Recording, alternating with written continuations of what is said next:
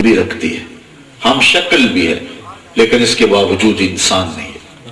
افلاطون عورت کو از قبیلے جن سے انسان ماننے سے انکار کرتا ہے، اور آقا کریم نے عورت کا جو بھی روپ ہو، ماں ہے، بہن ہے، بیٹی ہے، بیوی ہے، ہر روپ کو عزت دی، ہر روپ کو وقار بخشا۔ اور زمانے کے سامنے حضور نے قولاً بھی اور عملاً بھی، اگر ماں کے وقار کو دنیا کے سامنے قولاً رکھا تو عملاً بھی حضور نے حضرت سیدہ آمنہ سلام اللہ علیہ اپنی والدہ کے ساتھ محبت کا جو انوکھا اسلوب لوگوں کے سامنے رکھا کہ ایک دن عشاء کی نماز پڑھانے آئے، تا حد نظر صحابہ منتظر تھے، حضور کو دیکھا تو ادب سے کھڑے ہو گئے، آقا کریم کی آنکھیں چھلک پڑی اور کہا کاش آج میری ماں زندہ ہو۔ انسان نے دکھوں کا دور دیکھا ہو، بعد میں خوشحالیاں مل جائیں تو انسان ضرور آرزو کرتا ہے کہ میرے ماں باپ نے میرے دکھوں کا، مصیبتوں کا زمانہ دیکھا، آج اگر ہوتے تو میرے گھر میں بچوں کی قطاریں، میرے آنگن میں جو ہے وہ بہاریں اور دولت کی ریل پیل دیکھتے تو کتنے خوش ہوتے۔ زمانہ تو جلنے کے لیے ہوتا ہے، ماں باپ کا پیار خالص ہوتا ہے، وہ اولاد کو دیکھ کر کے خوش ہوتے ہیں اور تسکین اور قلبی راحت ملتی ہے، تو انسان پھر ایسے مواقع پہ آرزو کرتا۔ اور آپ جانتے ہیں جب حضور پیدا ہوئے تھے تو باپ کا سایہ سر پہ نہیں تھا، 6 سال کی عمر ہے، ابوا سے واپسی ہے، اور مدینے سے واپسی ابوا کی ریت کے ٹیلے ہیں، اور سیدہ آمنہ بخار ہو گیا، 3 نفوس پہ مشتمل قافلہ ہے، حضور، حضرت ام ایمن اور حضرت آمنہ سلام اللہ علیہ۔ حضرت آمنہ نے ام ایمن کو بلا کر کے کہا میرے بیٹے کو بحفاظت امیر قریش عبد المطلب تک پہنچا دینا، اور پھر حضور سے حضرت سیدہ آمنہ نے کوئی باتیں کرنا چاہی، لیکن ضبط کے بندھن ٹوٹ گئے، آنسو آنکھوں کا حلقہ توڑ کے باہر نکل آئے، اور حضرت آمنہ حضور سے کچھ گفتگو کرنا چاہتی تھی لیکن یارہ ضبط نہ رہا، لیکن کچھ باتیں انہوں نے کی جو صاحب سیرت ابن حشام نے بیان کی، معتبر ترین سیرت کی کتاب ہے سیرت النبویہ، اس نے محفوظ کی روایت تک پہنچی۔ حضرت آمنہ نے اس مشکل وقت اپنے بیٹے کے سر پہ ہاتھ رکھا، اور سیرت نگار لکھتے ہیں کہ عرب کی ریت کے ذرے بھی رو پڑے، یہ ایسا دردناک منظر تھا۔ حضرت آمنہ نے حضور سے کچھ باتیں کرنا چاہی لیکن ضبط نہ رہا، لیکن 2-4 جملے ہمارے تک پہنچے۔ انہوں نے کہا بیٹا ہر نئی چیز نے پرانا ہو جانا اور ہر باقی نے فنا ہو جانا، میں بھی جا رہی ہوں بذکر باغ و بلد تو توہرا، لیکن میرا ذکر نہیں مٹے گا، اس لیے کہ تیرے جیسا ستھرا بیٹا چھوڑ کے جا رہی ہوں۔ جب ماں کے بیٹے اتنے اچھے ہوں، ماں کا تذکرہ نہیں مٹ سکتا۔ یہ آخری لفظ ہے سیدہ آمنہ کے، پھر خاموش ہو گئی، روح پرواز کر گئی۔ حضور ماں سے لپٹ گئے اور بار بار پوچھتے تھے امی آپ بولتی نہیں، لیکن خاموش ہو گیا چمن بولتے۔ پھر وہیں اپنی ماں کی تدفین کی اور قبر پہ پتھر کے چھوٹے چھوٹے ٹکڑے رکھ دیے، اور وہ بھی کیا سکتا تھا، وہ کیا کسی نے کہا تھا تجھے کن پھولوں سے ہم کفن دیں، تو جدا ہی ایسے موسموں میں ہوا جب درختوں کے ہاتھ پھولوں سے خالی تھے۔ آقا کریم واپس ام ایمن کے ساتھ چمٹ کے بیٹھ گئے اور مکہ المکرمہ میں آ گئے۔ 8 سال کی عمر تھی کہ امیر قریش کا انتقال بھی ہو گیا۔ کتب سیر میں لکھا جب حضرت عبد المطلب کا جنازہ اٹھا تو پورا مکہ امڑ آیا جنازے میں، لیکن 8 سال کے ایک بچے کو لوگوں نے دیواروں کے ساتھ لگ کے روتا ہوا دیکھا، اور پھر اپنے چچا محترم کے پاس چلے گئے۔ وہ زمانہ بھی گیا، عام الحزن آیا، دکھوں کا سال، طائف کے بازار، مکے کی گلیاں، بچھتے ہوئے کانٹے، کھودے جانے والے گڑھے، اذیتوں کے پہاڑ، مقاومتیں، مخالفتیں، نکتہ چینیاں، ناموافق حالات، کیا کیا دکھ نہیں سہے۔ پھر ہجرت کی اور مدینے میں آگے، بدر اور احد کی سختیاں سہی، اذیتوں اور مصیبتوں کے طوفان ادھر بھی پہنچے، حتیٰ کہ حضور کے چچا کو شہید کیا گیا۔ وہ دن سخت ترین تھا حضور کے لیے، سر پہ پٹی ہے اور آنکھوں میں آنسو ہے، اور بار بار پوچھتے ما فعل عمی، میرے چچا کی کہانی سناؤ۔ وہ لمحے بھی گزرے، اب ادب کی آیتیں اترنے لگی، خبردار میرے محبوب سے آواز بھی اونچی نہ کر۔ فتح مکہ ہو چکا ہے، حضور علیہ السلام کے دین کا جھنڈا بلند ہو چکا ہے، خبردار میرے نبی سے اگر تم نے سرگوشی کرنی ہو پہلے گھر جاؤ، کوئی شے لو، پھر فقیر ڈھونڈو، خیرات کرو، پھر میرے نبی کی چوکھٹ پہ آؤ، تمہیں پتہ چلے کتنی اونچی بارگاہ میں آئے۔ حکم ہو گیا خبردار اپنے لہجے کو بھی بلند نہ کر پائے۔ آقا کریم حجرہ عائشہ سے نکلے نماز پڑھانے کے لیے، تا حد نظر صحابہ تھے، ادب سے کھڑے ہو گئے، آقا کی نظر پلٹ کے ابواب میں چلی گئی، آنکھیں چھم چھم برسنے لگی اور حضور نے روتے ہوئے کہا کاش آج میری ماں زندہ ہوتی، لو ادرکت والدی او احدہما، کاش آج میری ماں زندہ ہوتی، وانا اصلی صلاۃ العشاء، اور میں لوگوں کو نماز عشاء پڑھا رہا ہوتا، واقرأ فیہا بفاتحۃ الکتاب، اور اس میں سورہ فاتحہ کی تلاوت کر رہا ہوتا، پھر میری ماں کو میرے ساتھ کوئی کام یاد آ جاتا، دروازے پر آتی، چلمن سرکاتی اور اپنے میٹھے انداز میں کہتی بیٹے محمد میری بات سنو، تو میں لوگوں میں نماز چھوڑ کے پہلے ماں کی بات کو سن لیتا، دنیا کے سامنے اس رشتے کے وقار کو رکھا، عملاً بھی اور قولاً بھی۔ آپ دیکھیں عرب کی تاریخ اور عرب کا زمانہ ہے، اور وہ دور، بلکہ اس دور تک بھی آپ پہنچ آئیں، آج بھی کتنے لوگ ہیں جو بیوی کو پاؤں کا جوتا خیال کرتے ہیں، ایسے لوگ اس معاشرے میں، اس زمانے میں پائے جاتے ہیں۔ اور جب بیٹی کو عزت دی جاتی ہے، ماں کی تعظیم اس دور میں معاشرے میں بہر صورت موجود ہے، اور بہن کے لیے بھائی اوور ٹائم لگا رہا ہے فیکٹری میں کہ میں نے اس کے ہاتھ پیلے کرنے، لیکن اس کے باوجود بھی بیوی کا یہ حال ہے کہ اس کو پاؤں کا جوتا خیال کرتے ہیں، جبکہ باقی رشتوں کا تقدس موجود ہے۔ جب باقی رشتوں کا تقدس بھی نہیں تھا اور بیٹی بھی زندہ درگور ہوتی تھی، بہن بھی قتل کی جاتی تھی اور ماں بھی بکتی تھی اور سوتیلی ماں ترکے میں بٹتی تھی، اس دور میں بیوی کا کیا حال ہوتا ہوگا؟ لیکن میرے اور آپ کے آقا و مولا حضور نبی رحمت صلی اللہ علیہ وسلم نے اپنی ازواج کے ساتھ جو اس نے سلوک کیا، وہ زمانے کا ایک انوکھا باب تھا، اور دنیا کے سامنے بیوی کے وقار کو بلند کیا۔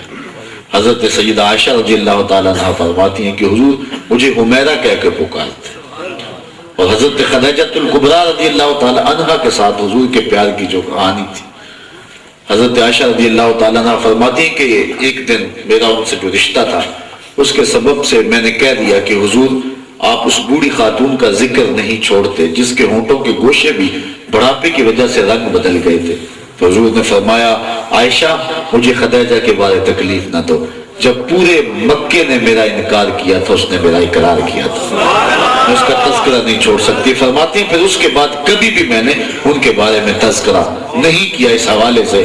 اور حضرت خدیجۃ الکبریٰ کا جب آخری وقت آیا، انہوں نے اپنی بیٹی سیدہ فاطمہ رضی اللہ تعالی عنہا کو حضور کے پاس بھیجا کہ حضور اپنی چادر رحمت مجھ کو عطا کر دے۔ حضور علیہ السلام نے فرمایا بیٹی اپنی ماں سے پوچھو نا چادر کرنی کیا ہے، وہ پوچھنے آئی تو حضور بھی پیچھے آ گئے۔ حضرت خدیجہ نے کہا حضور دیکھو میرا بدن تپ رہا ہے اور مجھے لگتا ہے کہ یہ بخار میرے لیے جان لیوا ثابت ہوگا، میں چاہتی ہوں کہ آپ مجھے چادر دیں اور اس چادر سے مجھے کفن دیا جائے۔ یہ مومنوں کی ماں کا عقیدہ ہے کہ حضور کے بدن سے چھوا ہوا کپڑا اگر نصیب ہو جائے تو بخشش کی ضمانت ہوگا۔ میں کہتا ہوں انسانی حقوق کی بات کرنے والے، عورت کے حقوق کے دعوے کرنے والے دنیا پر کوئی ایک مثال لا کے دکھائیں۔ آقا چھم چھم رو پڑے اور فرمایا خدیجہ تو نے تو چادر مانگی ہے، لو اردت جلدی لا اعطیتک، اگر تو میری جلد بھی مانگتی وہ بھی اتار کے دے دیتا۔ یہ بیوی کے ساتھ محبت کا وہ انوکھا پیار کا وہ انوکھا واقعہ ہے کہ زمانوں کو اس کی کوئی دوسری مثال نہیں ہے۔ جس روپ میں بھی چلے جائیں، اگر بہن کے روپ میں چلے جائیں تو آپ کہتے ہیں کہ حضور علیہ السلام کی کوئی بہن نہیں تھی، یہ تاریخ ہمیں بتاتی ہے، حضور در یتیم ہے، لیکن حضور نے اس عنوان کو بھی تنہا نہیں چھوڑا ہے، کل بہن کے ساتھ پیار کرنے والوں کے لیے بھی تو کوئی مثال ہونا۔ آپ جانتے ہیں کہ حضور جب حضرت حلیمہ سعدیہ سلام اللہ علیہا کے پاس گئے تو ایک ان کی بیٹی تھی جس کا نام حضرت شیمہ سلام اللہ علیہ تھا، وہ حضور کی رضائی بہن تھی اور حضور اس سے پیار کیا کرتے تھے اور وہ حضور سے پیار کیا کرتے تھے۔ مقدر جا کے حضرت حلیمہ سعدیہ کی اللہ اکبر، محلے کی عورتیں کہنے لگی حلیمہ تو اتنی امیر ہو گئی کہ رات کو بھی چراغ نہیں بجھاتی، امیر لوگ بھی رات کو چراغ بجھا کر کے سو جاتے ہیں، تیرے گھر سے رات کو بھی روشنی نکلتی رہتی ہے۔ حضرت حلیمہ سعدیہ فرمایا آؤ میں بتاؤں میرے گھر میں روشنی کیسی ہے۔ ساری ہم جھولیوں کو ساتھ لے گئیں، حضور پالنے میں پڑے تھے، اشارہ کر کے کہا ما کننا نحتاج الی السراج من یوم اخذناہ، جب سے یہ پیارا گھر میں آیا ہے ہم نے سارے دیے توڑ دیے ہوئے، دیے کی ضرورت نہ مشعل کی حاجت، عجب روشنی تو نے پائی حلیمہ۔ ان کی بیٹی حضرت شیمہ سلام اللہ علیہ، شام کے وقت جب حضرت حلیمہ کھانا پکانے میں مصروف ہوتی ہیں تو حضرت شیمہ اپنے ویر کو لے کر کے باہر جہاں ہم جولیاں کھیل رہی ہوتی ہیں وہاں بھی آتی ہیں۔ یہ منظر آپ نے دیہاتوں میں دیکھا ہوگا، آپ کے علاقے میں بھی شاید اس کا رواج ہو، ہمارے علاقے میں تو بعض صورت ایک زمانے میں تھا کہ جب شام کے وقت عورتیں کھانا پکانے میں مصروف ہوتی ہیں تو اس وقت بچیاں اپنے اپنے ویر اٹھا کر کے کسی کھلی جگہ پہ لے آتی اور تاکہ ماں یکسوئی کے ساتھ کھانا پکا سکے۔ ہر بہن کا مزاج یہ ہے کہ میرے ویر سے سونا زمانے میں کوئی نہیں۔ وہ ایک مفکر نے لکھا ہے کہ خوبصورتی دیکھنے والے کی آنکھ میں ہوتی، تو ہر بہن کا مزاج ہے۔ ہم نے بچپن میں بہنوں کے مناظرے سنے ہیں، اگر کسی کے بھائی کا رنگ کالا ہے تو وہ کہتی ہے رنگ کیا ہے، حسن تو نقوش میں ہوتا ہے، میرے بھائی کے نقوش تو دیکھو کتنے تیکھے اور خوبصورت ہیں۔ اور جس کے بھائی کا رنگ چٹا ہوتا ہے وہ کہتی ہے رنگ نہیں تو کچھ بھی نہیں، میرے بھائی کی رنگت تو دیکھو دکھ رہی ہے چاند جیسی ہے کہ نہیں۔ تو ہر بچی کا مزاج اور خیال یہ ہے کہ میرے بھائی سے سونا زمانے میں کوئی نہیں۔ یہی قبیلہ بنو سعد کی بچیاں اپنے اپنے ویر اٹھا کے کھلے میدان میں آتی اور ہر کوئی کہتی کہ میرے ویر سے سونا زمانے میں کوئی نہیں۔ اتنے میں حضرت شیمہ بھی اپنے ویر محمد کو اٹھا کے لے آئی۔ میں توجہ چاہوں گا، جو بات میں کر رہا ہوں وہ یہ تمبو کے ہلنے سے زیادہ اہم ہے، اس لیے آپ کو ادھر توجہ دینا ہوگی۔ کوئی بات نہیں، کوئی مسئلہ نہیں ہے، بات کر رہا ہوں چونکہ میرا مزاج نہیں ہے کہ اگر توجہ بٹے اور میں گفتگو کو جاری رکھ سکوں۔ وہ کیا اقبال نے کہا تھا، نظارے کے لیے جنبش بیگاں بھی بھار ہے، نرگس کی آنکھ سے تجھے دیکھا کرے کوئی۔ کبھی آنکھ کا جھپکنا بھی طبیعتوں پہ بوجھ بنتا ہے، شخص کے کہنے سننے کا ایک اپنا سٹائل اور انداز ہوتا ہے۔ میں آپ کی توجہ چاہوں گا، زیادہ دیر میں آپ کی سما خراشی نہیں کروں گا اور نہ میری عادت ہے، صرف توجہ مجھے 2 لمحوں کے لیے آپ کی چاہیے۔ تو جب بچیاں اپنے ویر اٹھا کر کے لے کے آتی ہیں اور ہر بہن کا مزاج یہ ہے کہ میرے ویر سے سونا زمانے میں کوئی نہیں، تو حضرت شیمہ بھی اپنے ویر اٹھا کے لے آتی ہیں، حضور کو گود میں اٹھایا ہے۔ جب آئی نا تو دور سے کہتے نہیں میرا ویر بھی آ گیا، تو وہ کہتی نہیں شیمہ تیرے ویر کا مقابلہ تو نہیں نا۔ اللہ اکبر، مک چند بدر شاہ شانی، متھے چمک دی لاٹ نورانی، کالی زلف تے اکھ مستانی، مخمور رکھی ہن مدبر۔ حضرت ابو ہریرہ رضی اللہ تعالیٰ عنہ حضور کا حسن بیان کرتے ہوئے کہتے ہیں اذا ضحک یتلالع فی الجدر، حضور جب مسکراتے تھے سامنے والی دیواروں پہ عکس پڑتا تھا۔ حضرت عبداللہ ابن عباس رضی اللہ تعالیٰ عنہ فرماتے کان رسول اللہ صلی اللہ علیہ وسلم افلج الثنیتین اذا تکلم رؤیا کالنور یخرج من بین ثنایاہ۔ حضور علیہ السلام کے سامنے والے دانتوں میں ہلکا سا فاصلہ تھا اور حضور جب گفتگو کرتے تھے نور کی کرنیں چھن چھن کے نکلتی اور ماحول کے اندر روشنی پھیل جایا کرتی، تو ساری کہتے ہیں نہیں شیمہ تیرے ویر کا مقابلہ تو نہیں۔ اور جب بہنیں کہیں ہم جولیاں کہیں کہ تیرا ویر سونا ہے تو پھر حضرت شیمہ تو فرش سے اٹھ کے عرش پہ چلی جاتی۔ پھر ابن شام نے لکھا ہے کہ حضور کو گود میں لیتی اور اس وقت ایک لوری دیتی۔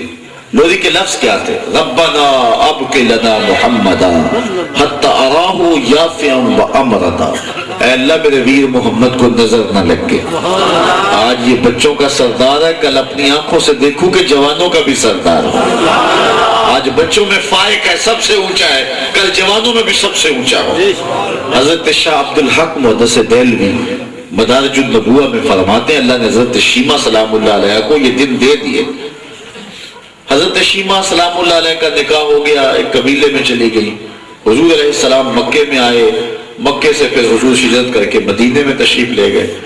جس قبیلے میں حضرت شیمہ کا نکاح ہوا تھا اس قبیلے کے ساتھ مسلمانوں کی لڑائی ہوئی، اللہ نے اسلام کو فتح دی، اس قبیلے کو شکست ہوئی، قبیلے کے لوگ گرفتار کر لیے گئے۔ اپنے قیدیوں کو چھڑانے کے لیے عرب کے رواج کے مطابق وہ فدیے کی رقم قبیلے کے گھروں سے اکٹھی کر رہے ہیں۔ چلتے چلتے حضرت شیمہ کے گھر بھی پہنچے، انہوں نے کہا یہ رقم یہ پیسے کیوں اکٹھی کر رہے ہیں؟ انہوں نے بتایا کہ مدینے میں ایک شخص ہے جو ادعائے نبوت رکھتا ہے اور اس نے ہمارے بندے پکڑ لیے چھڑانے۔ چلتے چلتے کسی کی زبان سے حضور کا نام بھی نکلا، حضرت شیمہ رک گئی، کہا اچھا اس نے تمہارے بندے پکڑے؟ کہا ہاں۔ کہا پھر تم رقم اکٹھی نہ کرو، مجھے ساتھ لے چلو، میں تمہارے بندے چھڑا کے لے۔ مجھے کہا تو کیسے چھڑائے؟ کہا تم نہیں جانتے، وہ میرا ویر لگتا ہے، وہ میرا بھائی لگتا ہے۔ قوم کے سرداروں کو ساتھ لیا، حضرت شیمہ افراد قبیلے کے چھڑانے جا رہی ہیں۔ حضور علیہ السلام کا خیمہ نوری لگا تھا، صحابہ ننگی تلواروں سے پہرا دے رہے تھے۔ وہ وقت بیت کے جب لوگ آوازیں کستے تھے، اب تو آواز اونچی کرنے کا بھی حکم نہیں ہے، وہ لمحے بیت گئے جب لوگ گلے میں کپڑا ڈال کے تاؤ دیتے. اب تو حضور کی خدمت میں جبریل بھی آنا چاہے تو اسے بھی اجازت لینا ہوتی. صحابہ ننگی تلواروں سے پہرا دے رہے ہیں. حضرت شیمہ اپنے قوم کے سرداروں کو لے کر کے آگے بڑھی. صحابہ نے ننگی تلواروں سے راستہ روک دیا. رک جائے دیہاتی عورت، جانتی نہیں آگے کوچے رسول ہے، آگے تو جب بغیر اذن کے جبریل بھی نہیں جا سکتے، تم کون ہو؟ حضرت شیمہ نے تلواروں کو جھٹک کے پیچھے کرتے ہوئے کہا خلو سبیلی وعلموا انا اخت نبیکم، میری راہیں چھوڑ دو، مجھے جانتے نہیں میں کون ہوں، میں تمہارے نبی کی باجی لگتی ہوں. بس یہ جملے سننے کی دیر تھی کہ صحابہ کی آنکھوں پہ پلکوں کی چلمنے آ گئی. انہوں نے تلواریں جھکا لی. حضرت شیمہ حضور کے خیمہ نوری میں داخل ہوئی. حضور نے پہچانا، اٹھ کے کھڑے ہوئے اور کہا بہن کیسے آنا ہوا؟ کہا حضور آپ کے لوگوں نے ہمارے بندے پکڑے ہیں، چھڑانے آئے. ہمارے بہن اچھا ہوا تم آ گئی، اور اگر اس لیے آئی ہو تو یہ پیغام بھیج دیا ہوتا میں چھوڑ دیتا. پھر حضور نے کچھ گھوڑے اور چاند جوڑے تحفتاً اپنی بہن کو دیے. بھائیوں کے دروازے پر جب بہنیں آئیں تو بھائی خالی تو نہیں موڑا کرتے. اور پھر حضور نے غلام بھی آزاد کیے، اور پھر آقا کریم علیہ السلام ان کو رخصت کرنے کے لیے باہر خیمے سے نکلے. صحابہ کی جماعت منتظر تھی. فرمایا صحابہ جب میں قیدی چھوڑا کرتا ہوں تم سے مشورہ کیا کرتا ہوں، آج پہلا موقع ہے کہ میں نے مشورہ بھی نہیں کیا اور قیدی بھی چھوڑ دی. کہا جو چاہیں آپ کریں لیکن حضور وجہ تو بتائیے. فرمایا اس لیے کہ میرے دروازے پہ میری بہن آ گئی. تو دنیا کے سامنے نے رشتوں کا تقدس، ان رشتوں کا احترام کیا. معاشرے کے وہ پسے ہوئے لوگ جن کو کبھی کسی نے نہیں پوچھا تو حضور نے ان کو بھی عزت دی. عرب کی تاریخ پڑھیں آپ، بازار میں ایک آقا اپنے غلام کو کوڑے مار رہا ہے. کسی نے روک کر کے پوچھا اس نے کیا قصور کیا ہے؟ تو وہ کہتا ہے کہ اس کو تمیز سکھا رہا ہوں، اس کو اپنی اوقات بھول گئی ہے، یاد دلا رہا ہوں. اس نے کہا ہوا کیا؟ وہ کہتا ہے کہ اس نے میرے جوتے میرے پوچھے بغیر چھوئے. غلام کہتا ہے کہ حضرت بات یہ تھی کہ اس کے جوتے دھوپ میں خراب ہو رہے تھے، میں نے پکڑے چھاؤں میں رکھ لیے تاکہ خراب ہونے سے بچ جائیں. اور آقا اس کی اس بات کو ماننے کے لیے تیار نہیں ہوتا، چونکہ غلام کی کوئی رائے نہیں ہو. اقبال نے کہا تھا غلامی کیا ہے ذوق حسن و زیبائی سے محروم، جسے زیبا کہیں آزاد بنتے ہیں وہی زیبا. بھروسہ کر نہیں سکتے غلاموں کی بصیرت پر کہ دنیا میں فقط مردان حر کی آنکھ ہے بینا. غلاموں کے ساتھ یہ سلوک کیا جاتا ہے. آج ہم نے دامن مصطفیٰ چھوڑا تو ہمارے ساتھ بھی یہ سلوک ہو رہا ہے. آپ نے پڑھا ہوگا اخبار میں وہ بدماش ریمنڈ ڈیوس جو ہے اس کی نیند میں خلل پڑتا تھا اور کوٹ لکھپت کی جیل کے لاؤڈ سپیکروں کا گلا گھونٹ دیا گیا کہ شہزادے کی نیند نہ کہیں خراب ہو جائے. جب قوم غلامی کی منزل میں اتر جائے تو پھر ان کا یہی حال ہوا کرتا ہے. تو غلام کی کوئی رائے نہیں ہوتی. آقا کہتا ہے نہیں، اس کی طبیعت خراب ہوئی، خوئے غلامی بدل ہوئی ہے، میں اس کو اس کی اوقات یاد دلا رہا ہوں. غلام کو سرے بازار اس پر کوڑے مارے جا رہے ہیں کہ اس نے میرے جوتے کو میرے پوچھے بغیر کیوں چھوا ہے. یہ ہے غلام کی حیثیت.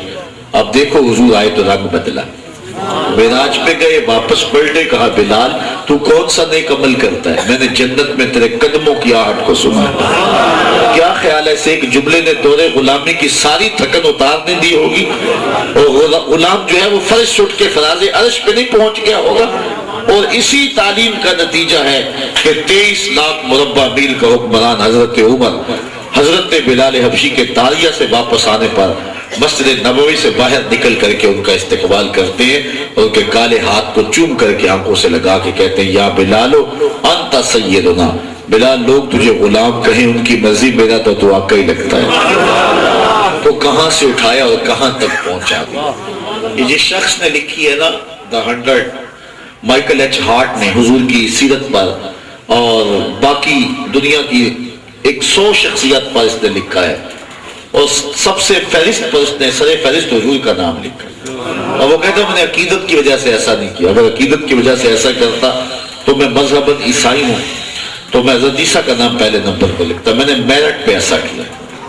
اور حضور علیہ السلام کی رقاقت قلبی اور حضور کی رحمت عامہ اور حضور علیہ السلام کے دیگر جو حضور کی شان اور انفرادیات ہیں ان کی وجہ سے حضور کا نام سر فہرست لکھا. اس کی ایک مثال آپ کے سامنے رکھتا ہوں. صحابہ کا مجمع لگا، حضور تشریف فرما ہے. ایک صاحب آئے، کہا حضور میرے لیے دعا کر دیجئے، میرا بچہ صبح سے گم ہو گیا اور مل نہیں رہا. قبل اس سے کہ حضور ہاتھ اٹھاتے ہو اور اجابت کے دروازے کھلتے. ایک شخص جو ابھی دیر سے آیا تھا کھڑا ہو گیا، حضور میں نے ابھی باغ فلاں باغ کے قریب سے گزر کے آیا ہوں، میں نے اس کے بچے کو بچوں کے ساتھ کھیلتا ہوا دیکھا۔ جب باپ نے سنا تو اس نے دوڑ لگا دی کہ بچہ مل گیا۔ حضور نے فرمایا اسے بلاؤ، بلایا گیا، کہا بہت جلدی ہے۔ جی حضور آپ جانتے ہیں کہ ایک باپ کے جذبات کیا ہوتے ہیں۔ پھر صبح سے بچڑا ہے بیٹا، میں تڑپ رہا ہوں، ماں الگ تڑپ رہی، ممتا کی ماری ہوئی ماں تک بچے کو پہنچانا چاہتا ہوں۔ فرمایا ضرور جاؤ، میں تمہیں روکتا نہیں، لیکن تمہیں ایک بات بتانی تھی اس لیے تمہیں بلایا۔ جی حضور ارشاد کیجئے۔ فرمایا کہ جب تم باغ کے کنارے جاؤ اور وہاں بچے کو کھیلتا ہوا دیکھو بچوں کے ساتھ، تو تم اپنے بچے کو نام لے کے آواز دینا، اس کو بیٹا کہہ کے آواز نہ دینا۔ عرض کی حضور وہ میرا بیٹا ہے، اگر میں بیٹا کہہ کے پکار لوں گا تو اس میں حرج بھی کیا ہے؟ فرمایا نہیں، تم صبح کے بچھڑے ہوئے ہو، تمہارے لہجے میں بلا کی مٹھاس ہوگی، اور تم نہیں جانتے، ہو سکتا ہے کھیلنے والے بچوں میں کوئی یتیم بچہ بھی کھیل رہا ہے، اور جب تم اپنے بچے کو بیٹا کہہ کے پکارو گے تو اس کا کلیجہ پھٹے گا کہ آج میرا باپ ہوتا تو مجھے بھی بیٹا کہہ کے پکارا۔ یہ اسلام کا دیا ہوا دین ہے۔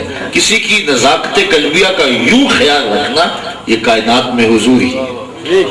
یہ تمہارے نبی کا دیا ہوا دین ہے کہ بیوہ کے سامنے اپنی بیوی سے پیار نہ کرو، غریب کے سامنے اپنی دولت کی نمائش نہ کرو، بلکہ حضور نے یہاں تک فرمایا کہ اپنے گوشت کی خوشبو سے غریب ہمسائے کو تکلیف نہ دو، یا تو تھوڑا سا پانی زیادہ ڈال لو اور شوربے کی پیالی غریب ہمسائے کے گھر بھی بھیج دو۔ اگر ایسا نہیں کر سکتے تو ایسے زاویے اور ایسے وقت میں پکاؤ کہ جو ہمسایوں کے بچوں تک اس کی بو نہ پہنچ سکے، کیونکہ مزدور غریب کے بچوں نے اگر اپنے باپ سے ضد کر لی تو وہ ضد کو پورا نہ کر سکا تو اس کا علاج کس کے پاس ہوگا؟ وہ کیا کسی نے کہا تھا دوپہر کو سلا دیتی ہے بچوں کو وہ اس ڈر سے گلی میں پھر کھلونے بیچنے والا نہ آ جائے۔ لیکن کبھی ان پہلوؤں پہ غور کیا؟ ہمارے حال تو یہ ہے، ہمارے دیہاتوں میں رواج ہے کہ جب ہم اپنی بچی کی شادی کرتے ہیں تو اس کا جہیز چارپائیوں پہ بچھا دیتے ہیں، پھر ایک عورت کو بھیجتے کہ جاؤ پورے دیہات میں بتاؤ کہ ہماری بیٹی کا جہیز دیکھ جاؤ۔ دیا تو اپنی بیٹی کو، لوگوں کیوں دکھلا رہے؟ صرف داد وصول کرنے کے لیے، نمائش کے پتلے بن گئے ہیں۔ لوگ کہیں کل چھپا لو، بیٹھ کو، حتیٰ کہ تندوروں پہ باتیں چلیں، جی حد ہوگی، شیخ صاحب نے، ملک صاحب نے، خان صاحب نے، چودھری صاحب نے اخیر کر دی، بڑھا دیا اپنی بیٹی کو، تم نے تو داد وصول کر لی۔ لیکن یہ کسی نے نہ سوچا کہ تمہاری بیٹی کا جہیز دیکھنے کے لیے یتیم بچیاں بھی ہیں، اس مزدور کی بیٹیاں بھی ہیں جو بڑھاپے کے باوجود مزدوری والے اوزار اٹھا کے مزدوروں کے اڈے پہ جا کے بیٹھ جاتا ہے، اور اس کو بوڑھا ہونے کی وجہ سے کوئی قبول نہیں کرتا۔ وہ کہتا ہے مجھے 10-20 روپے کم دے دینا، لیکن لوگ اسے چھوڑ جاتے ہیں۔ جب دن خوب چمک جاتا ہے تو وہ روٹی والا ڈبہ اٹھا کے واپس گھر پلٹتا ہے خالی ہاتھ، تو تم جانتے ہو کہ اس کے قدم